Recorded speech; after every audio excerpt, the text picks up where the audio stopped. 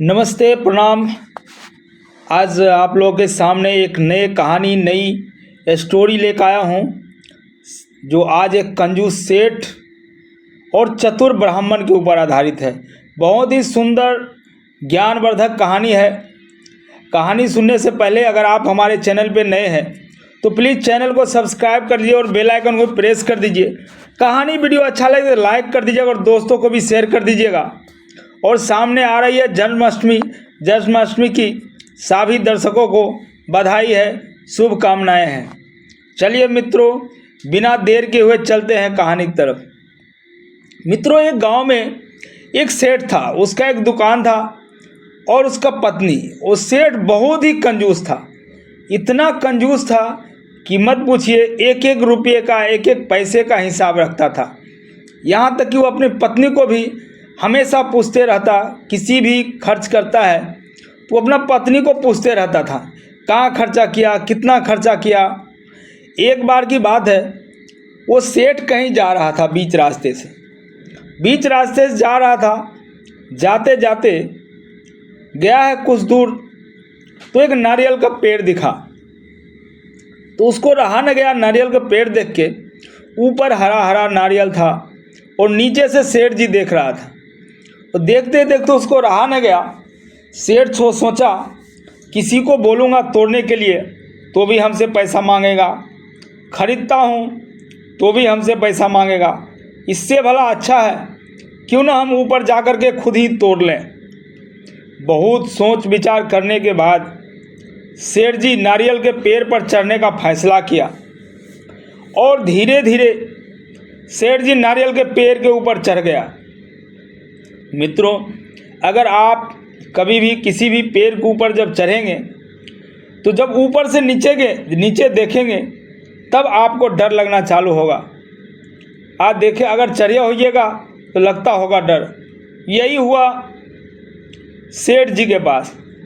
सेठ जी ने क्या किया, नारियल के पेड़ पर तो धीरे धीरे चढ़ गया और धीरे धीरे जब नारियल पेड़ पे सेठ जी चढ़ गया, बहुत हिम्मत करके जब ऊपर सेठ जी चला गया, ऊपर जाने के बाद जो भी नारियल तोड़ना था सेठ जी को, सेठ जी ने नारियल तोड़ लिया। और नारियल तोड़ने के बाद अचानक उसका नज़र जो है वो ज़मीन की तरफ चला गया, नीचे। जैसे ही सेठ जी का नज़र नीचे ज़मीन की तरफ गया, सेठ जी डर गए। इतना डर गए सेठ जी कि सेठ जी का हाथ पैर सब कांपने लगे। अब सेठ जी को लगा कि हमारा जान बचना बहुत मुश्किल है, शायद मैं नहीं बच पाऊंगा। तब बोले, हे भगवान मुझे किसी तरह बचा लो। अगर मैं बच के नीचे उतर गया तो मैं 101 ब्राह्मण को भोजन कराऊंगा। इतना कह करके सेठ जी कुछ प्रयास से थोड़ा नीचे उतरे। जैसे ही थोड़ा नीचे उतरते हैं सेठ जी, फिर सेठ जी कहते हैं, हे प्रभु मुझे बचा लो। अगर मैं नीचे उतर गया तो कम से कम तो 51 ब्राह्मण को भोजन कराऊंगा ही। इतना कहकर सेठ जी फिर कोशिश करने लगा। फिर सेठ जी कुछ दूर नीचे उतरे हैं नारियल के पेड़ से। फिर सेठ जी कहते हैं, हे प्रभु मुझे बचा लीजिए। अगर मैं उतर गया तो कम से कम 31 ब्राह्मण का भोजन कराऊंगा। फिर थोड़ा कोशिश करके नीचे उतरा सेठ जी। फिर कहते हैं, हे भगवान मुझे बचा लीजिए। अगर मैं नीचे उतर गया तो कम से कम 21 ब्राह्मण का भोजन तो कराऊंगा ही। इतना कहते कहते सेठ जी और थोड़ी नीचे आ गए। जब नीचे आए, फिर सेठ जी कहते हैं, भगवान अभी मैं पूरा नीचे उतर के जाऊंगा तो कम से कम 11 ब्राह्मण का भोजन कराऊंगा।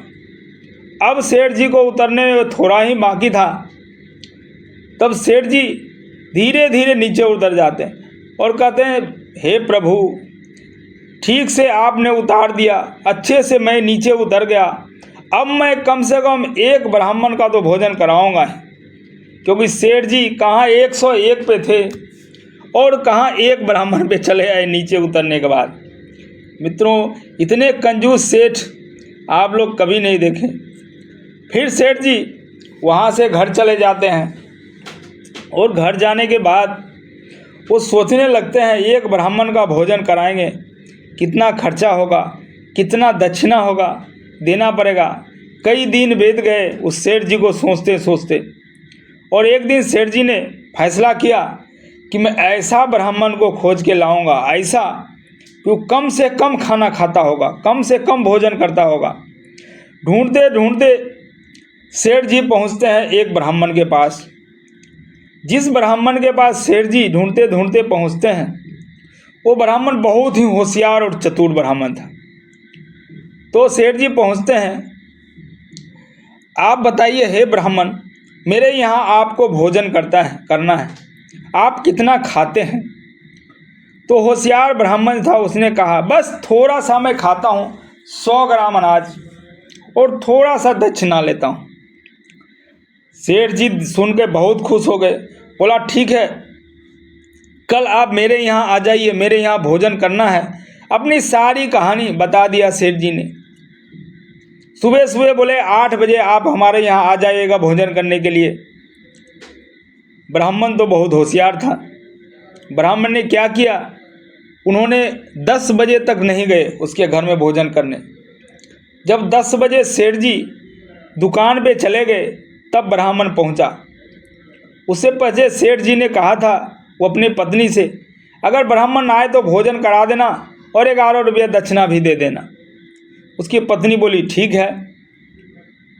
उसके बाद ब्राह्मण आया और भोजन की तैयारी में लगी थी सेठ जी की पत्नी।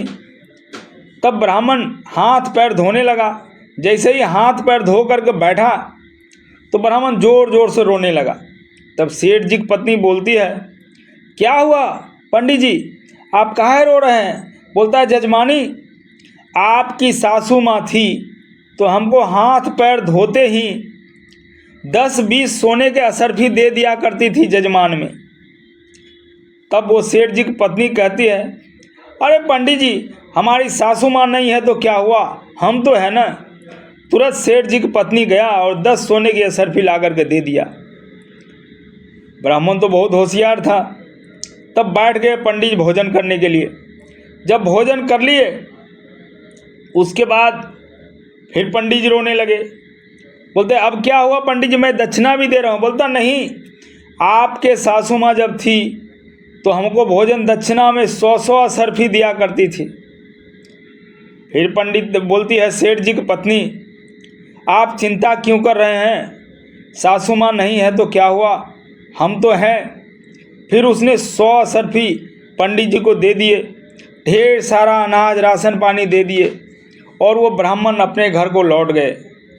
लौटने के बाद जब आए उधर शाम को, सेठ जी अपनी पत्नी की बात सब सुनी, ऐसे ऐसे वो तो पंडित जी को तो बहुत दुख हुआ। सेठ जी को उन्होंने गुस्से में आग बबूला हो गए सेठ जी, और चल दिए उस ब्राह्मण के घर की ओर। और जैसे ही ब्राह्मण के घर पे पहुंचते हैं, ब्राह्मण ने देखा अंदर से वो आ रहा है सेठ जी गुस्से में। तुरंत उन्हें उजला वस्त्र पहन करके अपने आंगन में सो जाता है और पंडितानी को कहती तुम गेट पे रहो और बोलना ये मर गया, अब जीवित नहीं है। तब जैसे ही सेठ जी ब्राह्मण के घर पहुँचे तो देखे पंडितानी रो रही है, और उसको देखे उजला कपड़ा ओढ़ा सोया हुआ आंगन में।